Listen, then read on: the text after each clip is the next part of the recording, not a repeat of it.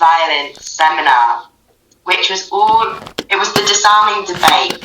And there was a real focal point around the topic of demilitarizing education. And Tom did the keynote speech for it.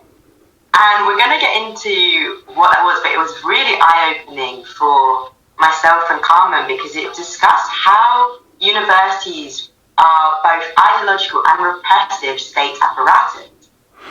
Very interesting. We've got Lorenzo, hey gorgeous, in the chat saying he can see both of us as well, so let's carry on. But before we get into that, I would love for you to just tell our audience a little bit more about who you are, your academic journey, and how you got into the demilitarization kind of realm. Sure, yeah. So, I suppose maybe like other people's sort of journeys to where they get to now, it's sort of happened in stages. So, I mean, I suppose the earliest stage was really round about the time I was born. I was born into a kind of activist family. My parents were big members of CND, Campaign for Nuclear Disarmament, for those of you who are a bit younger and may not be aware of that organisation, which is still going strong, I'm pleased to see, but it was very, very big in the sort of late 70s, early 80s, which was when I was very small. And at that time there was this genuine and totally warranted fear that there would be a nuclear exchange between two, let's face it, sort of corrupt, exploitative imperial powers, the USSR on one side and the USA on the other, and their various minions ranged against each other. And that theatre of a nuclear war would have been Europe. So lots of people across Europe, including my parents, would sort of go on demonstrations. My grandmother, who was a really, really big influence on me, who was a socialist and a journalist and sort of informed my attitudes and a lot of what I do today, was one of the Greenham Common women. You know, these were activist women who went and tried to set up peace camps around, it was an RAF base that was housing sort of American nuclear missiles, I believe, at that time. So there are Polaroid pictures apparently of me as a baby in a pram being taken on these sort of CND marches. So really from a young age it was really drilled into me the sort of absurdity and kind of awfulness of war, especially the most extreme form of it, which, you know, nothing has changed in the sense that we still have nuclear weapons, and nuclear war would be the most catastrophic form of warfare. And I mean, it would be almost like absurdly funny if it wasn't so appallingly serious. So yeah, all that kind of was drilled into me at a young age. Later on, you know, another sort of formative moment, I suppose, was in my kind of late teens, early 20s, when I became active in the sort of Stop the War movement. I was 23, 24 when the Iraq War happened, and I, like millions of others, marched against it.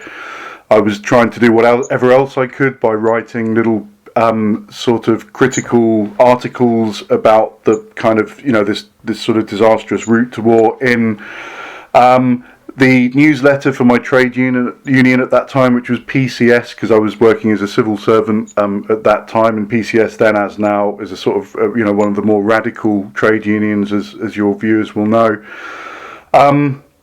Later on, when to sort of answer your question about getting into kind of the sort of work that I do now, which is, you know, I'm something between a kind of journalist, a historian, and a kind of media critic, I suppose. I'm a bit of a crazy mixed up kid when it comes to, you know, these sort of research interests that I have. But so I had the opportunity to do quite a lot of travelling to parts of the global south, which were dealing with the kind of long or short-term consequences of war. So I spent some time in Côte d'Ivoire in West Africa, and I was writing a book and also writing bits of journalism for, I did stuff for the Scotsman newspaper, I did a piece for New Statesman, but also kind of more alternative leftist media than that. And I was travelling around this country with a photographer colleague and seeing the effects of, you know, what had been effectively two back-to-back civil wars. And this is what kind of viscerally brought home to me the horrors of war and the horrors of the whole kind of military experience, I suppose, because I'd go around and I'd see, the built environment how that had been so badly affected. Going into towns and seeing houses that had their roofs blown off by bombs or had bullet holes in their walls, or worse than that, I would see children missing arms and legs, and all sorts of physical and mental trauma that war obviously generates in people. So later on, it sort of really over recent years, I've been writing about and researching the Philippines, and I wrote a book in 2018 called The Realm of the Punisher, which was a collection of reportage which dealt with what's been called the drug war in the Philippines. But what that really has been a campaign of extrajudicial killings that the sort of successive governments now have been at the forefront of, or have sort of prosecuted against not only drug dealers but drug users. And also kind of political adversaries, trades unionists, people who stand up for the indigenous rights of certain groups in the Philippines, journalists and academics that dare to take a stand against the sort of dominant sort of ideology there, or the dominant attitudes there. Can you give us a little bit more of that picture of the Philippines, please? In terms of the sort of political situation there, or? Yes. Yeah, so... Sorry, say that again, Jin. I didn't quite catch the last bit. A bit more about the political context and then how your research fits into it. Yeah, so in 2016, Rodrigo Duterte was elected president of the Philippines, and he partly on the promise that he was going to clean up crime very quickly. There's a particular problem with crystal meth addiction in the Philippines. There's no denying that is a big social problem there. But rather than try to deal with that through empathy and sort of medical assistance and treating people as addicts, treating addicts as people who are ill and in need of help, the attitude has been this kind of to basically get both sort of police officers and sort of vigilante groups to basically assassinate drug users and drug dealers. There's a whole complex of reasons why Duterte came to power, many of them missed by the kind of mainstream Western media, and a lot of the work that I've done, in addition to the kind of reportage that I've done, which has again given me a kind of visceral experience of the horrors of a sort of low level kind of almost like a civil war going on within the Philippines. What I've also tried to do is to explain the rise of Duterte as a sort of result really of not solely but largely or at least partly, let's say, as a result of certain kind of Western policies, the IMF and the World Bank effectively sort of beggaring and impoverishing the Philippines, as it has done many other global southern countries, which then has, to cut a long story short, produced the kind of disaffection and irritation with sort of the existing kind of political mainstream, which was always very limited, as anyway, a choice really between a sort of a vaguely liberal and a vaguely more sort of conservative set of parties that who have the same kind of political agenda. So this drove people, as we've seen in other contexts around the world, Modi in India, and we can talk about the problems with UKIP in the UK and Trump in America. It's driven a lot of kind of ordinary people into the arms of the kind of demagogue who steps forward and says, I can solve these problems through violence and through very kind of bigoted sort of discourse, etc., etc. So that's the kind of background to the Philippines. But as I say, for me, it was quite formative because I was talking to people who had been told they were on death lists, that they should expect to be killed any moment now, and I was spending time with them. They wanted their stories to be told and for it to get out beyond the Philippines so that maybe awareness could be raised about this terrible situation. But I was also going to the scenes of some of these crimes, which, as I say, had a real kind of visceral effect on me. So I think this more recent work and the work that I do now, which is very much focused on the global south, has helped me to understand, the way that kind of military violence really disproportionately punishes let's be honest about this, sort of non-white people, and who also happen to be, comparatively much poorer than the poorest people in the UK or Western Europe or US or wherever you want to talk about in the global north. So yeah, that's a little bit about me anyway. Also, shout out to Carmen who's here, who wrote part of her masters on this as well. So you guys need to have a detailed conversation about that. And she's also saying neoliberal bullshit per usual. I know you have a lot to say on that, so stay with us if you want to hear more about how neoliberalism and centralism fits into this discussion.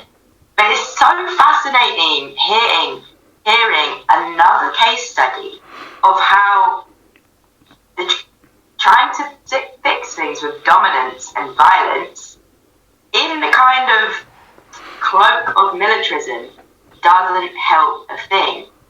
Yet we still see all this money being poured into it. And in our case at Demilitarise Education, we look at it from the university perspective and how much of our university capacity is going towards building up the military-industrial complex. Again, even more. And how much we need that capacity to be going towards research which actually takes us beyond that, because we've seen it fail. On TED Talks, we've had so many guests explaining all the different ways around the world it has failed. So I want to just understand your experience of your in-depth research, as you've just explained, your experience, which is a part of that research, and how you've tried to tackle militarism on campus and the kind of responses you've had to that. Yeah, happy to. I should start with a couple of caveats though, because sort of what I'm going to talk about is sort of if I put my academics hat on, it doesn't really count as proper kind of rigorous evidence. I'll be honest with you. A lot of what I'm going to talk about is anecdotal. It's not just anecdotes from my own experience as a lecturer in a British university who has tried to kind of challenge these dominant sort of and hegemonic views about the military, but it's also based on discussions with colleagues and who are also close friends. We're very much sort of bonded due to our kind of collective sort of disgust towards what's going on, if you like, but also, interestingly, talking to colleagues in other universities in the UK, but also other universities in other parts of the world, which might be a bit beyond the kind of, the spectrum of what we're looking at. So I would just say that a lot of this is going to be anecdotal, so it's going to necessarily be a bit vague, and I don't want to be naming names or being too specific for all kinds of reasons. If there was a discourse out there, like a sort of published body of work where, say, like HE bosses or university bosses are quite happy to sort of share their thoughts about why they think it's perfectly reasonable and ethical to strike deals with, mass murdering sort of arms companies or horrific sort of foreign dictatorships, then it would be more typically an academic approach I could take. But of course they're not going to do that because it's rather embarrassing for them. So I'll just say that what I'm going to talk to you about is very much based on kind of my sort of experience and is sort of anecdotal. But yeah, there's a number of sort of experiences that I've had in terms of. First of all, it might be worth offering some context. In the sense that, the what we've seen in universities and British universities is, to cut another long story short, is this kind of, and again it ties back to the point that you made about neoliberalism earlier. We've seen over the last 30, 40 years the kind of marketisation and privatisation of British universities. This has meant less and less public funding, certainly for my area of study and discipline, which is sort of arts and humanities. There are plans to sort of halve public funding, and it's not that great at the moment anyway, but there are plans to halve public funding to the arts and humanities in the future. And yeah, because of that kind of retreat from the state, if you like, or the lack of money available and resources from the state, academics are expected to go out and sort of tout for business, In other words, try to secure external funding. Now, every university has a sort of ethics policy when it comes to who we do business with beyond, externally beyond the university.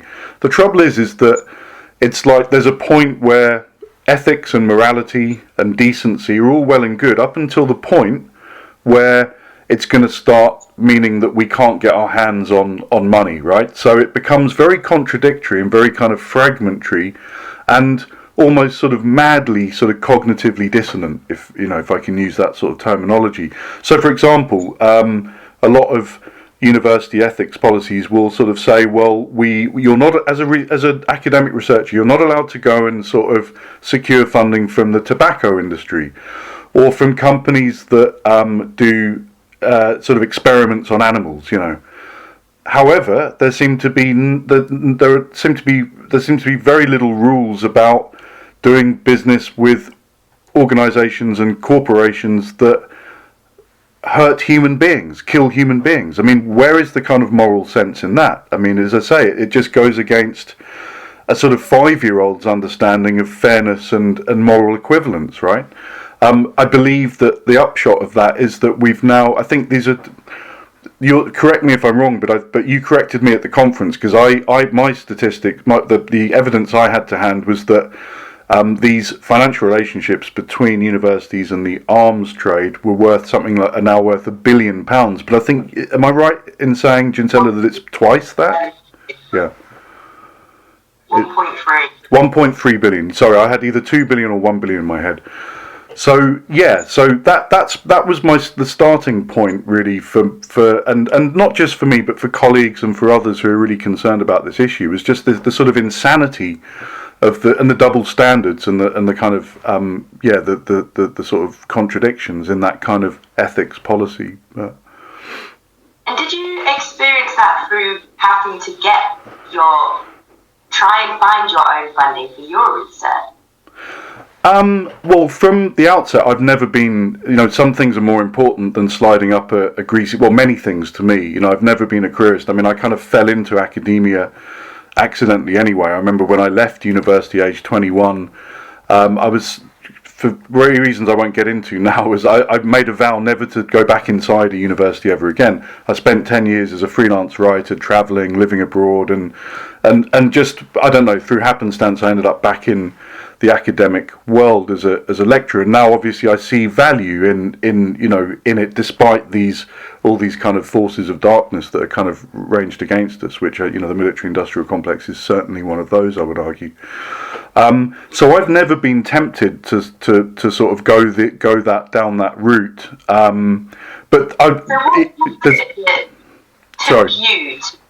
What was it that took you to actually try and challenge this with your university administration, and how did you do that?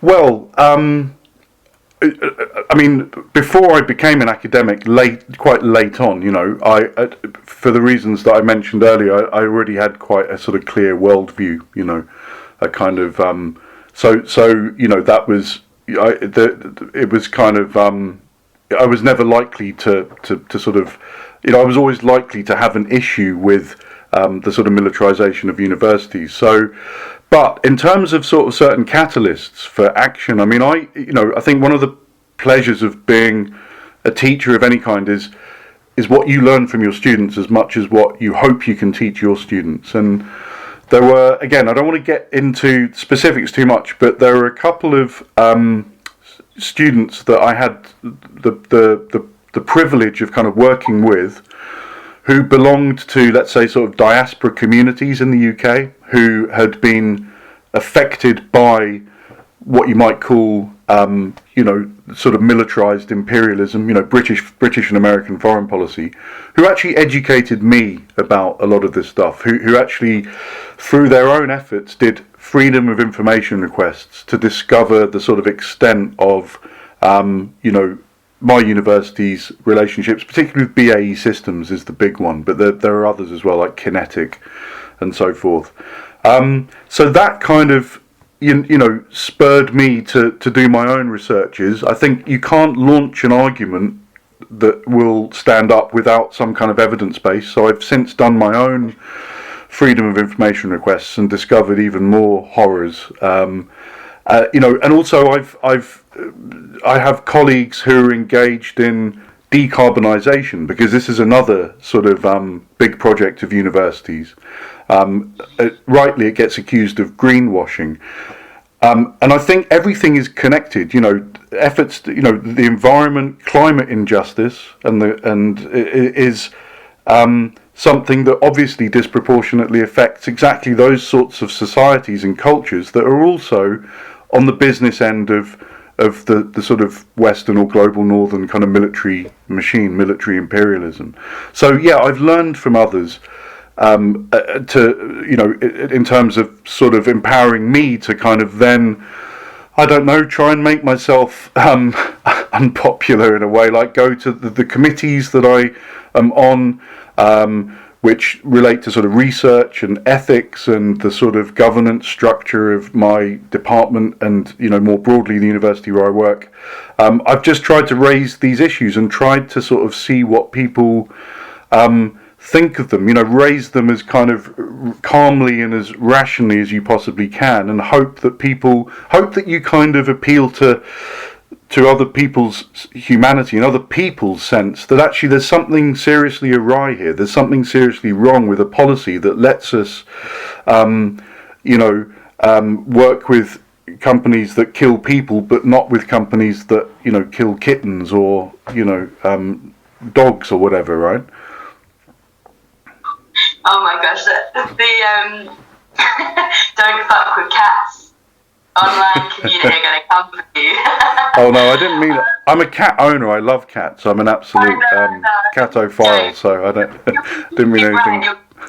You're completely right, and it is really wild. And as Carmen said in the chat, like the 1.3 billion pounds which our database has uncovered doesn't even cover the indirect investments and partnerships where they've refused to give monetary data, and we haven't even stretched over the whole university environment yet. That's still to come. We have a lot more data to uncover, which we are working towards doing. And when you think about those billions of pounds and that capacity, it really kind of hones in what you're saying about why do we have policy which stops us from dealing in, this negative externality industry, but not one which is pumping billions of pounds into the war machine.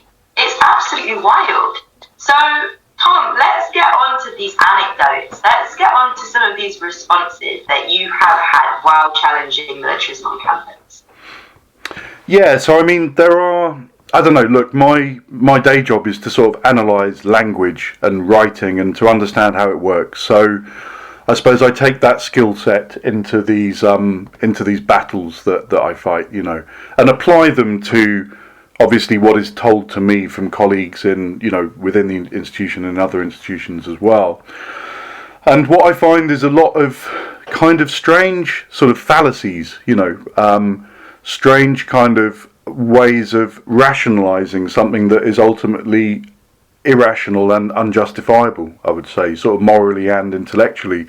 So I mean, I don't know, I'm sort of working very slowly on a paper about this where I'm just sort of collecting up lots of examples, and I don't know whether anyone's going to be remotely interested in reading it at the end of it. I don't know, but I think there are some idea. There's this idea of what I call it's sort of to do with spatiality. So there's I don't want to get sort of too bogged down in citing sort of academic sources, but I think this is an intelligent audience, and I'm not going to I'll try not to use sort of jargon and acronyms as you rightly sort of suggested I shouldn't before we started the interview. But there's this, there's this notion in universities which is to do with sort of what counts as here. In other words, what's inside the kind of remit of a university and what the university is responsible for, and often this is kind of defined spatially. That within the campus we have these safes, and this is I'm not criticising this at all. This is absolutely an important step forward, because there was nothing like this when I was an undergraduate in the late 1990s, early 2000s.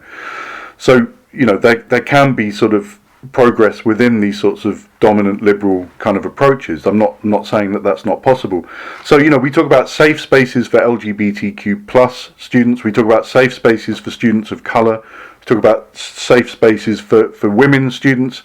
We talk about, like, university is obsessed with this term hub. Everything's a hub now. I don't know if you've noticed this. If you've, obviously you visit universities and you have these kind of connections with students and lecturers and things like that. So there's this kind of nice, cozy sort of notion of what goes on, what goes on here within the university is made as safe and as comfortable and as protective as possible, right? But once you look beyond the university, once you start talking about the sort of networks of connections that a university has with, for example, arms companies or fossil fuels companies, you'll notice that universities will start to sort of say, well, actually, no, that's over there. This is here, and we're in charge of here, and we make this as nice and fluffy as possible. But when you're talking about those fossil fuel companies or arms companies that we're quite happy to take the money from, what they get up to, the nasty aspects of that, the kind of wars and the deaths and the torture and all the sort of stuff that they're complicit in, is sort of nothing to do with us, Gov. It's like, that's over there. And this is and I think actually it's far too simplistic. You can't just talk about physical space. You can't just say everything within the campus. Once you get beyond the campus gates, it's sort of like, well, we can just wash our hands of whatever negative stuff goes on. And this is just an idea that's inspired by the late geographer Doreen Massey. She talks about how we need to really rethink, a town like London, a city like London, for example. It doesn't really help us to say, well, once you get out of zone 6 or 7 or whatever, you're not in London anymore, and so there's nothing, beyond that we don't think of as having anything to do with London. London is connected to all kinds of other global cities through immigration and through people travelling and through people having relatives in different cities, diaspora communities, etc., etc. And I think we can take the same sort of principle and apply it to universities.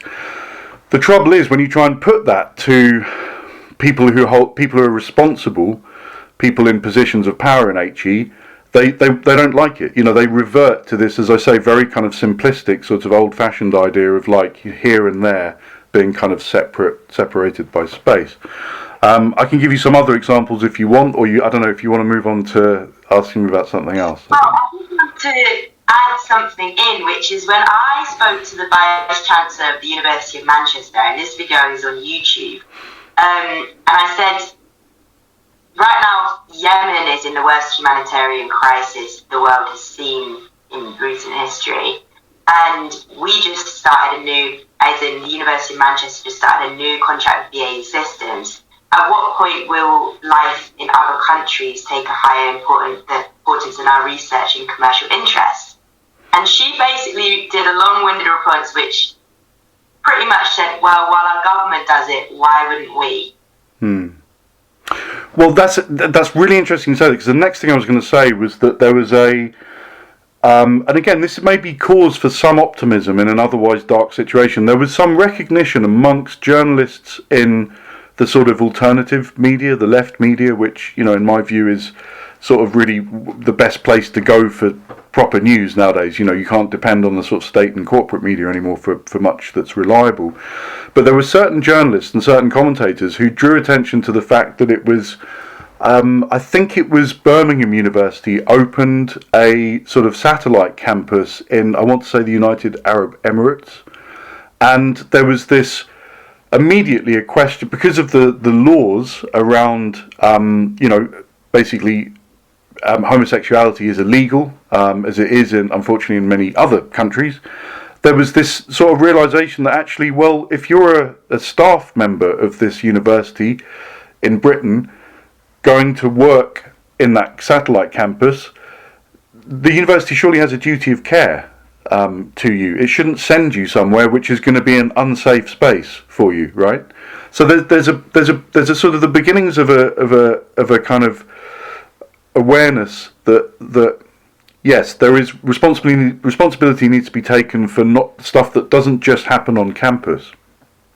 So I think the same principle should apply to, as I say, the impacts of the activities of the military-industrial complex, because universities are complicit in that through, not, as you say, not just the financial arrangements and the transactions that go on, but through military training programs, for example. There's a lot of training of personnel from countries. I mean, we go back to the Philippines. There has been. When I was, I've done several stories trying to look at kind of British arms sales to the Philippines, to the Duterte regime. We have our foreign policy, which apparently says that we should not be aiding and abetting nasty regimes that are kind of slaughtering their own people for no good reason, extrajudicial killing. But we were happy to sell. We're selling more arms to the Philippines than we ever have before. There was a 900% increase under Boris Johnson's premiership, for example, on the previous 10 or 15 years. I managed to find out, partly from Campaign Against Arms Trade statistics. But there have also been military and police personnel who almost certainly would have been involved in these extrajudicial killings, or at least supporting them in some way, have been trained by Western have been had the benefits of kind of Western university training programs and educational sort of enterprises as well. So yeah, it is about kind of thinking a bit more broadly and a bit more and sort of on universal, on human terms at the end of the day. Why otherwise we get stuck in this. We end up, I think, in this very, very sort of disturbing, sort of old-fashioned, almost colonial mentality where the lives of white global northern people are more valuable than the lives of non-white people in the poor world or the global south, or worse than that, the sort of comfort and enjoyment and safety and kind of integrity of people in the global north is worth more than the lives and the survival of people in the global south. It comes down to that almost kind of horrific sort of equation, really. It really does, and I think you're kind of really giving us a bit of spatial awareness around the topic and understanding that the complexities of, one, the money strain higher education is under, and two, where this leads universities, where in one hand they're trying to promote themselves as global research centres, right? Building the world's next X, Y, or Z. But on the other hand, as you so well described, they're kind of cutting themselves off at that, stop point of when it leaves that space that is the university. And that is hopeful because it does, again, highlight the datedness of it, where we are clearly living in a global world where we can connect to each other all across the world and we understand each other's struggles better than ever. Now, there is a kind of feel that vice chancellors and higher education management are quite right-wing. And I'm hoping you can, tell us if that is accurate or not, and also give us a bit of insight into the history of universities being state apparatus. Yeah, so I mean that term state apparatus, ideological and repressive state apparatus comes from, the Marxist philosopher Louis Althusser. People may be aware of him. And he drew a distinction between, repressive state apparatuses, as, he talked about the police and the army and the judiciary, who are kind of tasked with the kind of violent repression of ordinary people, of the working classes, and we can expand that to all kinds of vulnerable and marginalised groups of people today. He was writing in the late 60s, early 70s in France, but arguably as we've become more kind of multicultural societies, that can be expanded to sort of there's a wider range of victims, unfortunately, today, perhaps. And then he talks about ideological state apparatuses, which education is a big part, the school, as he calls it. But what he means by that, I think, is really sort of like all levels of education, including universities, right? whose job it is to kind of reproduce the dominant ideology of society. Now they don't do that, and they don't do that in this kind of, as you say, very, as you would kind of put it, like this very crude right-wing sort of, kids aren't taught to directly hate foreigners or directly bow down to Rishi Sunak, or that would be, that would be hideous, first of all, but it would also not be a very effective sort of ideological strategy, right? So it's much more subtle, the process of that, and the way that it's managed, and this is also really key to my sort of way of looking at what goes on in universities and how they get away with what they get away with, is that there's this kind of, 99.9%, I would say, maybe a bit less than that, because there are some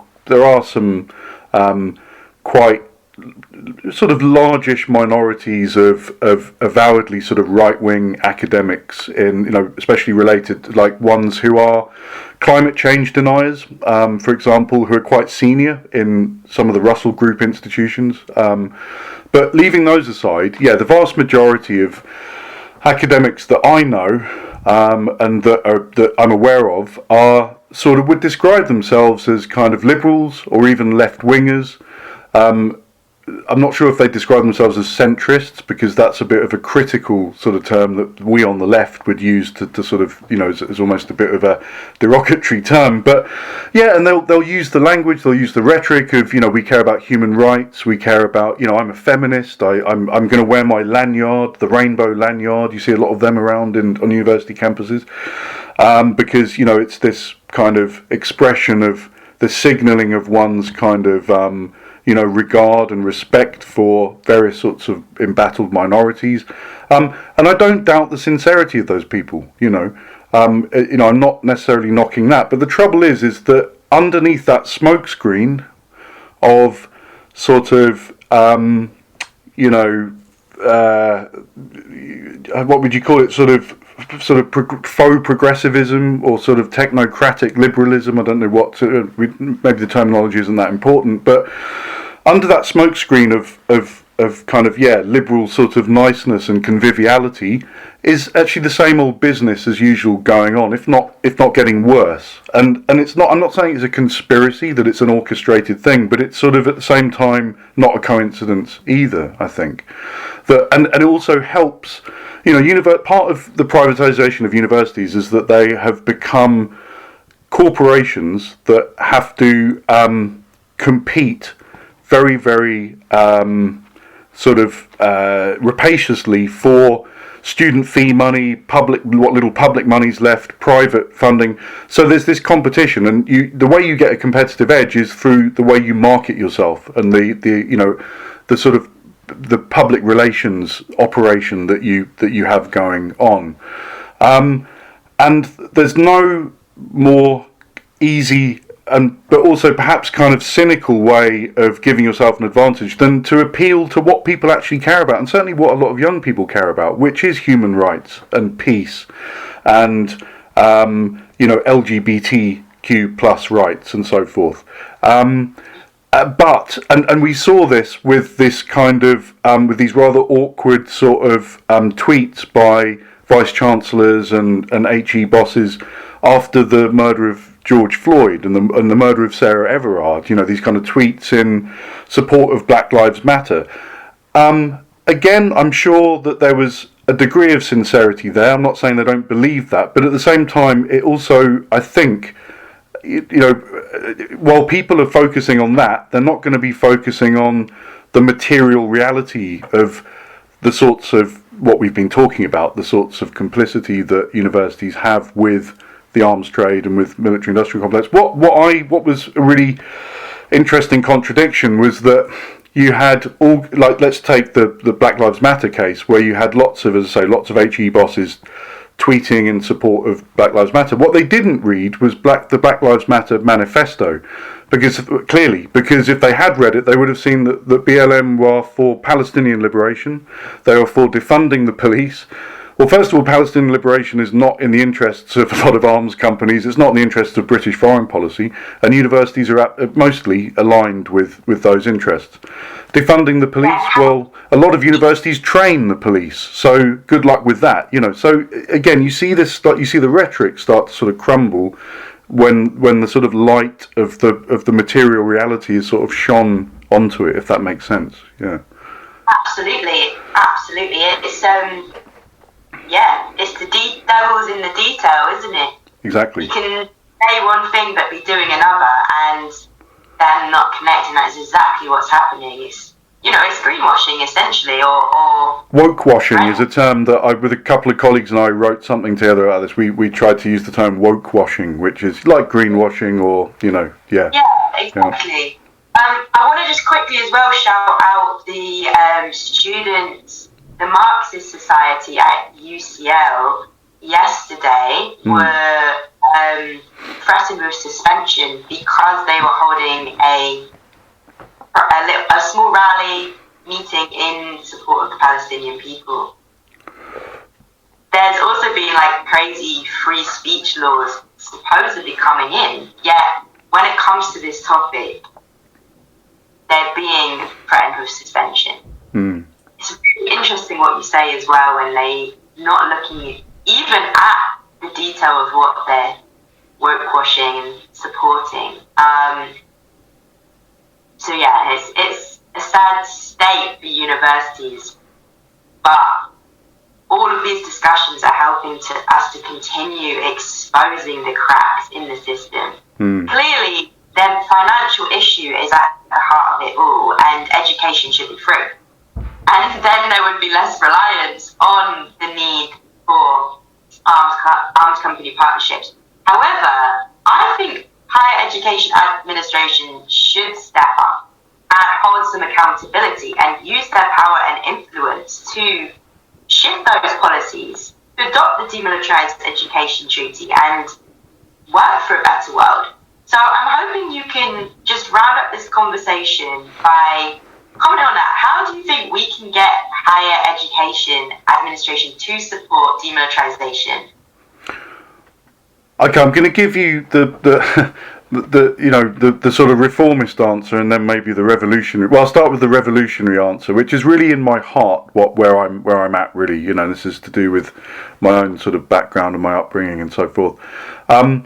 I think really we have to we have to reverse the privatization of higher education. Now that might sound kind of ambitious, but I think that a step towards that was the when the Labour Party were worth bothering with a few years ago, when Corbyn was their leader, they proposed the abolition of tuition fees. Now, once you take tuition fees out of the equation, as you were kind of suggesting, not only do you relieve students of this appalling debt. I mean, I've only just paid off my student debt about 6 months ago from 24 years ago, right? And I didn't pay anything near as much as what students pay today. Not only would you do that, but you would take away this whole kind of, I hope, or start to dismantle this whole kind of free market mentality, this kind of corporate mentality that has kind of completely colonized higher education. Instead, as they have in Scotland, the shortfall in those tuition fees is made up by public funding, and that's how the university system in Britain was run for many, many years before Blair introduced that great move he made, where he introduced. I was the first year, I think, when they introduced. In 1998, I think they came in. I'm going to try and also, with this answer, very quickly answer your previous question, which I didn't answer, which is about the history of HE, because it's worth bearing that in mind. And I like to talk about, Marx talks about modes of production, doesn't he, in the development of history. I think there are, changes from feudalism to capitalism and hopefully socialism eventually, and before that you had various kinds of primitive communism, things like that. I like to think about modes of academic production, right? So the mode of academic production we are in now is very much the neoliberal privatized model. Before that, we had a good sort of 40 years of what we might call the kind of social democratic era, or the social democratic mode of production, where universities were not so dependent on striking deals with dodgy external partners, because they got the money they needed from the state, and there was an agreement. There was a consensus from both political parties at that time and amongst most British people that actually having educated people who can think critically and question authority and question things generally and think for themselves and think originally is actually a public good that it's worth all of us forking out for, in the way that people still think the NHS should be. Although if, whatever happens in the next election, whether it's Wes Streeting or the Tories come back in, it looks like they're going to start privatising the NHS as well, doesn't it? Which is not going to be good. So I think, it is about, if we can, anything we can do to try and reverse the kind of corporate dominance of HE is possible. In the shorter term, and this is my kind of reformist answer, is that I think damn straight are there things that can be done on the more immediate structural managerial level. As I understand it, the picture is very mixed, because I've had lots of conversations, as you probably have, with sort of groups like CAT about universities who declare themselves, that we are going to start to demilitarise. And I think you've had universities over the years like UCL and I think even Cambridge, under pressure from groups like yours, no doubt, have sort of said we've started to demilitarise. Now there's a certain amount of PR sort of mythology about that, like we don't know what the truth is. But I think even if we anything we can do, even if it's just not taking only 10 grand rather than 100 grand off BAE Systems this year, might actually save lives. It may translate into fewer people in the global south losing, and not just in the global south. Let's not forget the huge number of service people in pointless conflicts like Iraq and Afghanistan and Libya that lost their lives too. It's about it's having as you say, a sort of global human outlook on this.